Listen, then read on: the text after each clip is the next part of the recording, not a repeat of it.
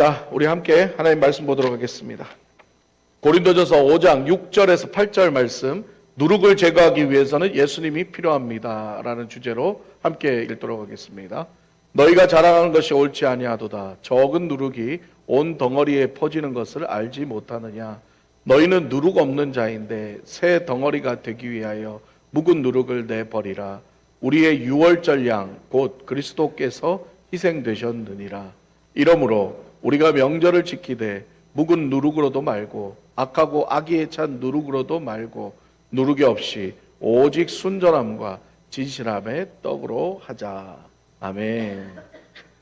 예, 지지난주에 고린도전서 강해가 끝났는데 또 통독에 또 고린도전서가 덜컥거려가지고 그래서 고린도전서 강해 시간에 한번 했던 말씀인데 조금 더 보강을 해서 한 번 더 함께 나누기를 원합니다. 고린도전서는 사도 바울이 세운 고린도 교회, 그 교회의 문제점을 파악하고 그 문제를 해결하기 위해서 쓴 사도 바울의 편지입니다. 우리가 고린도전서를 함께 보았지만 고린도 교회의 문제가 무엇이었나요? 뭐 여러 가지 이유도 있었지만 어떤 유대인과 히브리인과 이방인들, 유대인들과 이방인들의 어떤 차별, 또 당 짓는 것. 특별히 고린도 교회는 성령의 은사가 충만했죠. 그러다 보니까 자기 은사를 자랑하고 그로 인하여 시기 질투, 분쟁들로 인하여 싸움이 일어났다는 거죠. 또한 교회 안에서 일어나는 죄의 문제들 가운데 특히 이 음행의 문제가 심각했다는 거예요. 교회의 리더와 성도들은 그 죄의 문제를 심각하게 받아들이지 않고 덮어버리는 일이 자주 발생했다는 거죠. 자, 고린도라는 도시는요, 성적으로 매우 음란한 도시였습니다. 이 도시 한복판에 세워진 아프로디테의 여신, 그 여신을 섬기는 그 여신전에서는 1000명의 여사제들이 거주하고 있었고요. 사람들은 그 여사제들과 성관계를 맺음으로써 제사를 드리는 방식이었어요. 그러니까 희한하죠. 그러다 보니까 이 성적으로 엄청나게 문란한 풍속이 행해지고 있었다는 거죠. 태양의 신이라고 불려진 아폴로의 신전에서는요, 이 동성애를 권장하도록 어린 남자아이들까지 두고 있었다는 거예요. 또한 이 고린도는 항구 도시답게 로마 제국 곳곳에서 다양한 사람들이 왕래했으며 그로 인한 개방적인 문화는 성적 문란함과 방탕함으로 도시를 가득 채웠습니다. 이러한 도시에 세워진 교회가 바로 고린도 교회였다. 그러다 보니까 이 교회를 구성하는 성도들 가운데서는요, 참 입에 담기조차 부끄러운 심각한 성적 죄악들을 저지르는 사람들이 있었다는 거죠. 우리가 1절을 한번 봅니다. 너희 중에 심지어 음행이 있다함을 들으니 그런 음행은 이방인 중에서도 없는 것이라 누가 그 아버지의 아내를 취하였다 하는도다. 자, 에베소에서 목회하고 있던 바울은요, 고린도 교회에서 지금 음행 사건들이 일어나고 있다고, 그것도 교회 안에서 음행 사건들이 일어나고 있다고 지금 소식을 들었습니다. 자, 이러한 음행은요, 음란하다고 여겨진 이 고린도인들, 고린도 사람들도 저지르지 않는 음행 사건이었어요. 그것은 바로 뭐냐 하면 교회 안에서, 바깥도 아니고 교회 안에 성도들 가운데 아버지의 아내를 취하는 근친상간의 성적 죄악이 일어났다는 것이죠. 이처럼 교회가 세상보다 더 악한 음행으로 지금 더러워져 있다는 겁니다. 물론 사도 바울이 여기서 어머니라 하지 않고 아버지의 아내라고 말한 것을 보았을 때는 계모였을 확률이 높죠. 그러나 아무리 계모라도 자식을 낳지는 않았지만 그 아비의 아내이면 어머니일진데 그 어머니를 자식이 성적으로 범한다는 건 폐륜의 행동인 거죠. 그런데 이러한 문제, 이러한 음행의 문제를 저지른 자들을 보고 성도들이 통한해하고 어찌 우리 교회에 이런 일이 일어났을까? 하나님 용서하여 주시옵소서 하고 회개를 해야 되는데 오히려 이들은 쉬쉬하고 덮으려고 했다는 게 문제였다는 거죠. 2절을 봅니다. 그리하고도 너희가 오히려 교만하여서 어찌하여 통한히 여기지 아니하고 그 일 행한 자를 너희 중에서 쫓아내지 아니하였느냐. 사랑하는 여러분, 우리는 그리스도인입니다. 세상 사람들이 바라보는 그리스도인들의 어떤 뭐랄까요? 눈높이는요, 우리가 생각하는 것보다 훨씬 높습니다.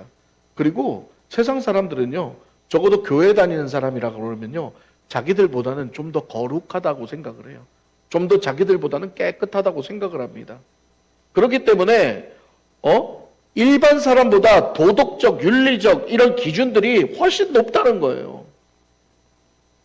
그런데 하물며 교인이 아닌 만약에 목사가 윤리적으로, 도덕적으로, 성적으로 타락한 범죄를 저지르면 세상 사람들이 보는 눈은 어떨까요? 엄청나게 날카로운 눈으로 보고 날카로운 시선으로 정죄하고 판단하겠죠. 그리고 욕을 쏟아붓겠죠.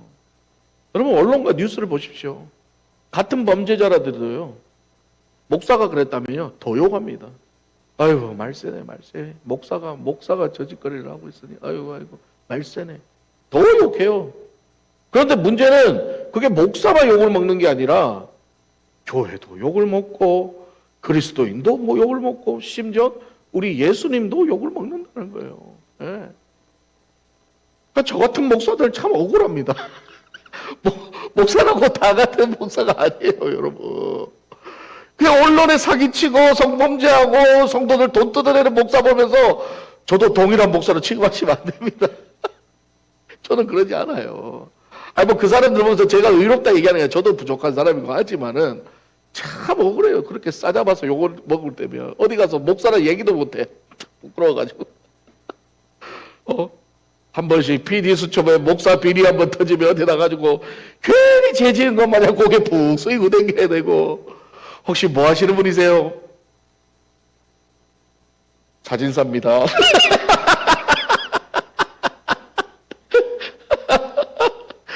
차마 얘기를 못하겠어. 나 부끄러워가지고요. 그러면 사람들이 눈이 달라져. 근데요, 목사입니다. 그러면 눈이 벌써 까져미는데. 아유, 주여. 그렇습니다. 지금 사도 바울은 세상 사람들의 음행을 말하는 것이 아니라 바로 고린도 교회 안에서 일어나는 음행을 말하는 것이죠. 교회 안에서 이러한 음행이 일어날 때 그렇다면 우리는 어떻게 치리해야 될까요? 처리가 아니고 치리라고 합니다. 교회에서는요. 처리는 이렇게 처리하는 거고 이건 치리예요. 불쌍하다고 품어줘야 될까요? 덮어야 할까요? 아닙니다. 지금 사도 바울은요, 음행한 자를 혼내는 것이 아니라 오히려 그들을 방관한 성도들과 교회의 리더들을 지금 혼내고 있는 거예요. 너희가 지금 교만해져서 통한이 여기지 않는다라고 말합니다. 여기서 통한이라는 말은 헬레어로 펜데오라는 단어인데 뜻은 뭐냐면 슬퍼하다, 애통하다라는 뜻을 가지고 있어요. 보십시오. 세상에서도 그 타락한 고린도인들도 저지르지 않는 그 어미를 성적으로 건드리는 폐륜의 일이 교회 안에서 일어났는데 슬퍼하거나 애통함이 없이 신앙생활을 한다고 하는 고린도인들을 보면서 사도 바울이 뭐라고 지적해요? 교만하다라고 지적합니다. 다른 사람들이 음행을 하든지 말든지 자신들의 은사와 신앙만 중요시하는 이 고린도 교회의 모습은 하나님 보시기에 지극히 교만한 모습이었다는 거죠. 고린도 교회의 이러한 음행 사건은요, 사실 단 한 번의 사건이 아니었습니다.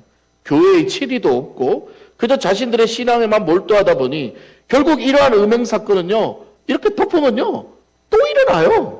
뭐 괜찮은갑다 그러고 그 범죄를 저지른 놈은 또 그 짓을 또 하고 그런 행동을 또 하고 또 하게 되는 겁니다. 왜? 치리가 없으니까, 괜찮은 줄 아니까, 마음의 화인을 맞으니까. 그래서 사도 바울은 단호하게 말합니다. 교회 안에서 음행을 행하는 자는 반드시 어떻게 교회 안에서 쫓아내야 된다는 거예요. 이것은 사랑으로 용서하고 품는 그런 단계가 아니라는 거예요. 그들의 행위가 주변 성도들에게 영향을 끼치고 점점 그 음행은 퍼져나가서 온 성도 안에 그 음행들이 넘쳐나게 된다는 거예요. 이 사람 건드려도 괜찮으니까 이 사람 또 건드리고 이 사람 또 건드리고, 그리고 계속해서 피해자들이 생겨나게 되고 그걸 계속 덮기 시작하면 결국 교회 안에 썩은 고름이 계속 썩어서 그냥 죽게 되는 거예요. 뉴스 언론을 보셨잖아요. 이단들이 결국은 어디서 걸려요? 여신도들 성폭행하고 계속 그게 수년간 지속되다가 나중엔 그걸 덮다 나중에 빵 터져가지고 감옥 가가지고 감옥살이하고. 덮는다고 덮어지나요? 그러면 죄가 덮는다고 덮어져요? 제가 늘 설교 시간에 비유로 얘기하지만 여러분, 이만한 똥이든요, 이만한 똥이든 몸에 똥이 묻으면요 냄새 나는 건 똑같습니다. 많이 나나 적게 나느냐죠. 여러분, 똥 싼 거 그냥 덮으면 냄새가 없어져요? 똥 싼 거 그냥 이렇게 옛날에 우리 애들 키울 때 애들이 똥 싸잖아요. 기저귀 똥 싸잖아요. 그럼 기저귀에 똥 싸면 기저귀를 접어가지고 나중에 바깥에 쓰레기통에 버려야 되잖아요. 근데 이게 깜빡하는 경우가 있어요. 그 기저귀, 똥기저귀를 그냥, 똥기저귀가 이렇게 어디 구석에 이렇게 들어가지고 어디 있는지를 모르는 거야. 여러분 겪어보셨을 거예요. 방에서 이상하게 콩콩한 이상한 냄새는 계속 나는데 도대체 이게 어디서 나는 냄새인가? 아무리 찾아도 없고 아무리 방을 쓸고 닦아도 냄새가 계속 나. 나중에 알고 봤더니 침대 모서리 밑으로 해가지고 똥기저귀가 하나 떨어졌는데 그게 그 안에서 싸워가지고 계속 완전 그냥 거름이 돼버렸네. 그냥 거름이 돼버렸어. 예? 결국은 뭐예요? 치워야죠. 그거 덮는다고 뭐 안 보인다고 그거 뭐 어디 감겨있는지 모른다고 냄새가 안 나. 냄새 나잖아요. 냄새 나잖아요. 죄는 똑같습니다. 죄는 이런 겁니다. 여러분 피부가 상처가 나잖아요. 우리가 피부가 상처가 나면은 어떻게 돼요? 상처가 나서 이제 여기에 이렇게 막 썩어 들어가고 있어요. 그럼 어떻게 해요? 아프지만 이 살을 도려내야 돼요. 이렇게 칼로 도려내고 거기에 이제 소독하고 약을 발라야 돼요. 그리고 나면 새살이 돋아나요. 그렇지 않나요? 새살이 돋아나요. 그렇죠? 물론 생살을 칼로 도려내고 이 과정이 얼마나 아파요. 아프지요. 아프지만 살려면 어떻게 돼요? 도려내야 돼요. 이거 다 도려내고 소독하고 약 바르고 그러면 나중에 어떻게 돼요? 여기 새살이 돋아나와서 나중에는 정상적인 살로 다시 돌아오게 돼 있어요. 내 생각해 보십시오. 살이 썩었어요. 근데 이걸 그냥 덮어만 놔. 계속 덮어놔요. 그냥 덮어 계속 덮어. 맨날 밴드지만 붙여. 진물 질질 나오는데 밴드지만 붙여. 나중에 어떻게 되는 줄 아세요? 이게 인펙션이 나서 여기만 썩은 게 아니라 손가락 전체가 다 썩어서 손을 다 잘라야 되고요. 나중에 더 심하면 어떻게 돼요? 인펙션이 더 심해지면요. 사람이 죽어요. 목숨까지 잃게 되는 거예요. 이거 조그만한 거 칼로 도려내는 거 아파가지고 무서워서 이거 덮다가 나중에 자기 생명까지 잃게 된다는 거예요. 여러분 죄가 이렇게 무서운 겁니다. 할렐루야. 도려내야 된다는 거죠. 쫓아내야 된다는 거예요. 덮어서는 안 된다는 거예요. 그래서 사도 바울은 고린도 교회 음행의 문제를 뭐로 비용하나? 누룩으로 비용합니다. 자, 너희가 잘하는 것이 옳지 아니하는도다. 적은 누룩이 온 덩어리에 퍼지는 것을 알지 못하느냐. 지금 뭐예요? 누룩으로 표현하고 있죠. 여러분 누룩이 뭐예요? 이스트죠. 효모, 이스트예요. 빵을 만들 때요. 여러분 밀가루 4컵당 누룩은 2스푼이면 돼요. 비록 작은 양이지만요. 이 2스푼의 이스트가요. 빵을 이만큼 부풀게 만드는 역할을 하고 있다는 거예요. 사도 바울이 왜 이 누룩에 대해 비교했을까요? 작은 음행일지라도 그것을 내쫓지 않고 덮어두면 누룩이 이렇게 부풀어지는 것처럼 죄가 그렇게 부풀어져서 교회 전체에 영향을 끼친다는 것을 사도 바울은 경고하고 있다는 거죠. 계속해서 7절을 봅니다. 너희는 누룩 없는 자인데 새 덩어리가 되기 위하여 묵은 누룩을 내버리라. 우리의 유월절 양 곧 그리스도께서 희생되셨느니라. 아멘. 사도 바울은 지금 너희는 누룩이 없는 자다라고 표현하는 거예요. 그러면 여러분 보십시오. 사도 바울이 말하는 누룩은 무엇을 의미합니까? 죄를 의미하는 거죠. 죄를 의미하는 거죠. 그러면 너희는 누룩 없는 자이다라고 말하는 건 뭐예요? 바로 너희는 이제 죄인이 아니라 거룩한 자이다라는 뜻인 거죠. 할렐루야. 그래서 이 주님의 몸된 성전인 교회의 너희 안에는 누룩, 다시 말해 죄가 없어야 된다는 말과 같은 거예요. 왜냐하면 하나님의 성전은 하나님이 임재하시는 곳이기 때문에 죄가 있을 수 있나요? 없나요? 없지요. 그래서 거룩해야 된다는 거예요.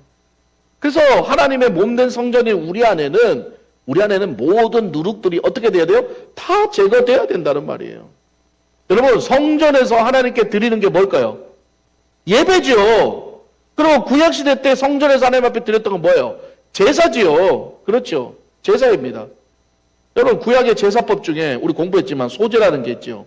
소제가 뭐예요? grain offering이에요. 영어로 말하면 곡식으로 제사를 지내는 거예요. 다른 거는 제사를 동물을 잡아서 드리는데 소제만큼은 곡식으로 드리는 거예요. 히브리어로 말하면 민하라는 뜻인데요. 뜻은 뭐냐? 선물, 헌물, 조공이라는 뜻이에요. 구약에는 5대 제사가 있죠. 번제, 소제, 화목제, 속제제, 속건제 중에 이 소제는 5대 제사 중 한 개로서 유일하게 짐승을 잡지 않고 피 흘림 없이 곡식으로 드리는 감사의 제사라는 거예요. 그래서 소제를 드리는 방법은 뭐냐? 밀가루 또는 보리가루에 불변의 언약을 상징하는 소금을 치고 성령을 상징하는 기름, 감람류를 치고 그리고 예수님이 드리신 향기로운 제물을 의미하는 뭐요? 유황을 집어넣는 거예요. 그리고 반드시 부패를 상징하는 누룩과 유혹을 상징하는 꿀을 넣지 말라라고 얘기하고 있어요. 할렐루야. 그 소제에는요, 누룩과 이스트와 꿀은 절대로 들어가면 안 되는 거예요. 누룩은 죄, 부패를 상징하고 꿀은 뭐예요? 죄의 유혹을 상징한다는 거예요. 마찬가지입니다. 하나님께 드리는 이 제사는 오늘날 예배와 같지요. 이 예배는 어디서 드려지나요? 이 예배당에서 드려지죠. 교회 안에서 드려지죠. 그러면 제가 뭐라고 했어요? 여기는 예배당이죠. 교회는 어디라고 그랬어요? 우리가 교회라고 그랬죠. 우리가 교회. 우리 안에서 드려지는 제사, 우리 안에 드려지는 예배 안에는 누룩이 있으면 될까요? 안 될까요? 안 된다는 거죠. 조그만 누룩도 안 된다는 거예요. 티스푼의 눈곱만한 누룩도 안 된다는 거예요. 이게 이만큼 뻥튀기 된다는 거죠. 그래서 소제에 드리는 누룩과 꿀을 들어가지 않는 뭐를 먹냐? 무교병이라는 걸 먹어요. 무교병. 그게 뭐냐? 떡 아까 얘기했잖아요. 밀가루 반죽에다가 소금 치고 유황과 기름을 해가지고 구운 떡을 말하는 거예요. 맛대가리 하나도 없습니다. 아주 다이어트식이 아주 좋아. 제가 요즘 무교병을 계속 먹어야 될 것 같아요. 하루 삼시세끼 주님 감사합니다. 무교병을 먹어야 돼 그냥. 살이 쏙 빠질 거예요. 한 달만 무교병 먹으면 아마 한 20파운드는 빠지지 않을까요? 맛이 없어요. 저도 옛날에 무교병 비슷한 걸 먹어봤어요. 여러분 그거 아시나요? 예전에 우리도 했죠. 그 성찬식 때 주는 그 떡이라고 뭐 이렇게 동그란 하얀색 그 떡 같은 거 비슷한 거 주셨잖아요. 그 입에 넣으면 아무 이런 말이죠. 네 맛도 내 맛도 없는 그냥 밀가루 맛만 나는 그거 있죠. 그게 그 비슷한 거예요. 무교병이에요. 아무 맛도 없어요. 아무 맛도.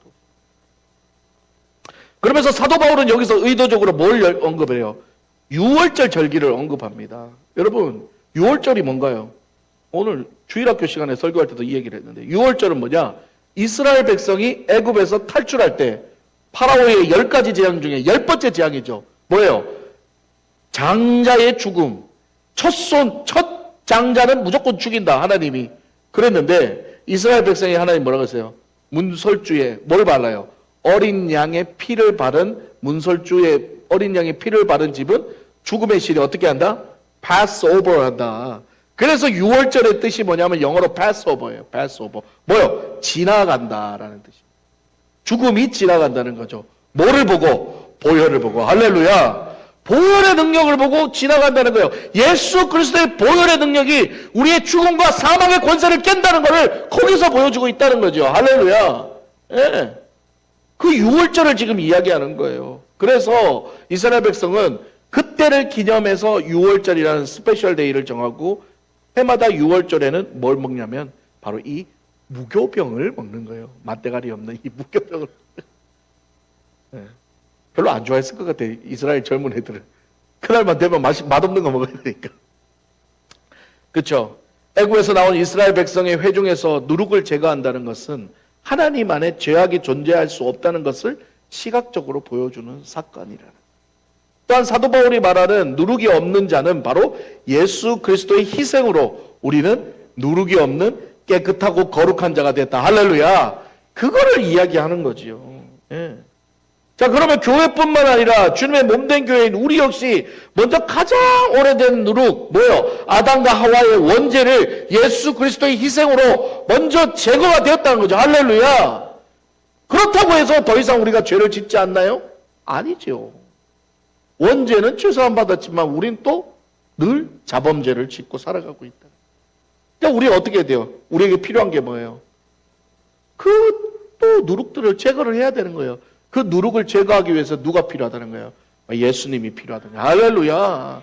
그럼 예수님이 또 죽어야 돼요? 아니지요. 이제는 그게 아닌 거예요. 8절 봅니다. 시작.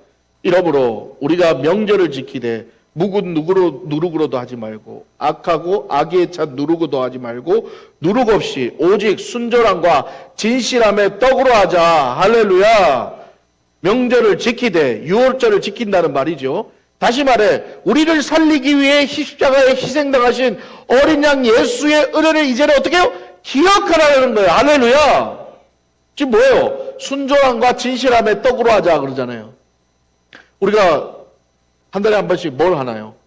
성찬식을 하지요. 사실은요, 예배학적으로는 성찬식은요, 매주일마다 해야 됩니다.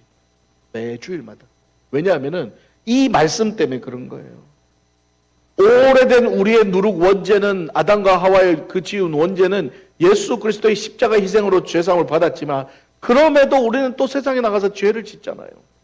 그래서 이 예배 드릴 때 우리가 성찬식을 하는 게 이유가 뭐예요? 성찬식의 목적이 뭐예요? 예수님이 뭐라고 그랬어요? 성찬식을 통해서 나를 기억하라. 할렐루야. 예수님을 기억하라는 건 그냥 예수님 이거 아니죠. 뭐를 기억하는 거예요? 우리를 위해 몸을 찢기시고 우리를 위해 피를 흘리신 예수 그리스도의 그 은혜의 사랑을 기억하라는 거 아닙니까?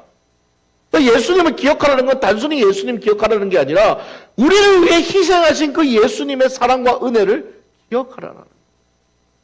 그래서 우리가 성찬식 할 때 떡을 받고 포도주를 받으면서 뭐를 기억해요? 우리 주님이 나를 위해 흘리신 피, 우리 주님이 나를 위해 찢기신 몸, 그걸 생각하면서 그 예수 그리스도의 은혜를 생각하라는 거예요. 날마다 우리 안에 자라는 그 묵은 누룩, 악에 찬 누룩, 각양각색의 누룩을 예수 그리스도의 보혈의 능력과 예수 그리스도의 찢기신 그 몸으로 먹음으로써 기억함으로써 회개하고 다시 깨끗해져라라는 것을 상징한다는 거죠. 할렐루야. 예. 원죄뿐만 아니라 날마다 퍼져가는 우리 안에 죄악의 누룩을 제거하기 위해서는 우리는 날마다 반드시 뭐가 필요하다? 예수님의 은혜가 필요하다. 네. 말씀을 마무리하겠습니다. 우리는 주님의 몸된 교회임을 믿으시나요? 믿으시나요? 저와 여러분이 주님의 몸된 교회임을 믿으시나요? 그렇다면 우리는 거룩해야 됩니다. 다시 말해 거룩하기 위해 날마다 우리의 누룩을 제거해야 합니다. 우리 안에 음행과 음란과 여러 가지의 죄악의 누룩은 반드시 쫓아내야 합니다. 그리고 피해야 합니다. 음란과 음행의 죄를 저지르지 않는 방법은요, 여러분, 성령 충만함으로 그걸 이기겠다? 안 돼요. 여러분, 다른 다 죄들은요, 바깥에 짓는 죄인데 음행의 죄만 내 안에서 짓는 죄. 그래서 그거는요, 내가 성령 충만함으로도 이길 수가 없어. 이길 수 있는 방법은 뭐냐? 피하는 거예요. 피하고 쫓아내야 되는 거예요. 그래서 사도 바울은 교회 안에 음행 저지른 자들을 쫓아내라고 말합니다. 난 믿음으로 견딜 수 있어, 잘 참을 수 있어. 안 됩니다. 그거 절대 안 됩니다. 음행의 죄만큼은 절대 성령 충만으로 버티고 견딜 수 있는 문제가 아니에요. 그러기에 우리는 늘 조심하고 긴장해야 돼요. 특별히 교회 안에서도 더 조심해야 된다는 거예요. 사단은 언제든지 이러한 음행으로 문제로 우리를 공격합니다. 그리고 예수 그리스도의 몸된 교회를 무너뜨리려고 합니다. 그러므로 그리스도의 몸된 교회인 우리는 거룩하기 위하여 날마다 몸부림쳐야 합니다. 제가 자주 설교하는 내용 중에 하나지만 알고리즘이란 게 있어요. 요즘 핸드폰과 유튜브는요, 쇼핑몰, 이 알고리즘이 참 무서워요. 내가 무엇을 처음에 보느냐, 내가 무엇을 선택하느냐에 따라서 거기에 관계된 영상, 상품들을 계속 날려요. 예를 들어서 내가 쇼핑을 하면요, 내가 시계에 관심이 있어서 시계를 클릭하잖아요. 그 다음부터 그 쇼핑몰은요, 나에게 시계에 관련된 것만 계속 올려줍니다. 만약에 내가 유튜브를 보잖아요. 내가 유튜브에 음식에 관심이 있어서 음식 만드는 거 보잖아요. 그다음부터 유튜브는요, 알고리즘에 의해서 계속 유튜브만, 음식 나오는 것만 보여줍니다. 만약에 내가 유튜브 보다가 어이구 이 여자 참 예쁘네 하고 덜컥 한번 누르잖아요. 그러면요, 처음에는 비키니 입은 여자, 나중에는 벗은 여자, 계속 여자 영상만 계속 올라오게 됩니다. 이 영적 알고리즘이 참 무서운 거예요. 마귀도 똑같습니다. 여러분들이 뭘 보느냐, 뭘 생각하느냐에 따라 마귀는 계속해서 거기에 관한 것을 우리에게 주입시키고 집어넣는다는, 우리가 무엇을 생각하는가. 그렇기 때문에 우리는 예수님을 기억해야 되는 것입니다. 그렇기 때문에 우리 예수님을 생각해야 돼요. 그러면 이 알고리즘에서 피할 수 있는 방법은 뭘까요? 바꿔야 돼요. 나한테 계속 여자가 뜨나요? 계속 음식이 뜨나요? 계속 보석이 뜨나요? 그럼 뭐 해야 돼요? 예수님 봐야 돼요. 할렐루야. 말씀 봐야 돼요. 할렐루야. 찬양으로 바꿔야 돼요. 그러면요, 처음에는 찬양 쇼핑몰, 찬양 이거 번갈아 가면서 나오다가요, 계속 내가 찬양만 보잖아요. 계속 내가 말씀만 보잖아요. 나중엔 말씀만 계속 나와요. 할렐루야. 여러분, 그래서 그러잖아요. 뭐 강사님들 그러잖아요. 우리 목사님 설교 들으면 우리 목사님 설교만 계속 나온다고. 그 유튜브가 그렇게 만드는 거예요. 박 목사 설교 좋아. 그러면 계속 관련된 목사 설교 계속 올려주는 거예요. 그럼 우리가 날마다 일주일 매 살면서 뭐를 보내야 말하는 거예요. 뭐를 보냐고요. 할렐루야. 우리 알카사 사랑교회는 월화수목금토 맨날 말씀만 보기로 합니다. 물론 딴 것도 봐야 되겠죠. 그러나 그게 메인이 됐으면 좋겠어요. 그래서 유혹되지 말고 하나님 뜻대로 살아가기를 원합니다. 네. 날마다 예수님 생각하고 예수님 보혈의 능력을 의지하면서 성령의 알고리즘이 우리 안에 누룩들을 제거하고 예수님만 생각나고 예수님 말씀만 생각나고 찬양만 생각난다면 우리의 삶은 어떤 삶이 될까요? 예수님으로 인하여 기뻐하는 삶이 될 줄 믿습니다. 사랑하는 여러분, 우리는 세상에 속해 살아갑니다. 언제 어디서든지 우리를 유혹하는 요소는 쉽게 접합니다. 오늘 본문을 통해 사도 바울이 말하는 교회는 어떤 모습일까요? 세상에 속해서 살아가지만 세상에 동화되지 않고 순전함과 거룩함을 지켜나가는 공동체라고 말하고 있습니다. 마지막으로 한 단어만 얘기하고 끝내겠습니다. 여러분, 촉매라는 단어가 있습니다. 촉매. 이 뜻은 뭐냐면요, 화학 반응에서, 촉매는 화학 반응을 얘기하는 건데, 화학 반응에서 자신은 변하지 않지만 다른 물질의 화학 반응을 돕는 역할을 하는 거예요. 자신은 변하지 않아요. 그래서 촉매가 들어가면 자신은 변하지 않고 다른 물질은 변하게 만든다는 거죠. 그렇습니다. 우리는 촉매 같은 인생을 살아야 될 줄 믿습니다. 예수 그리스도의 몸된 교회는요, 이 세상에서 촉매와 같은 역할을 해야 되는 거예요. 할렐루야. 세상을 복음으로 바꾸려고 우리가 촉매 역할을 하지만 우리는 순전함과 거룩함과 예수 그리스도의 능력으로 변하지 않고 우리는 꾸준히 가되 세상을 변화시키는 그런 그리스도인의 삶을 살아야 된다는 거예요. 세상 속에서 살아가지만 세상과 같아지지 않고 오히려 그들을 복음으로 변화시키는 존재로 살아갈 때에 우리는 하나님의 거룩한 존재가 되는 줄 믿습니다. 할렐루야.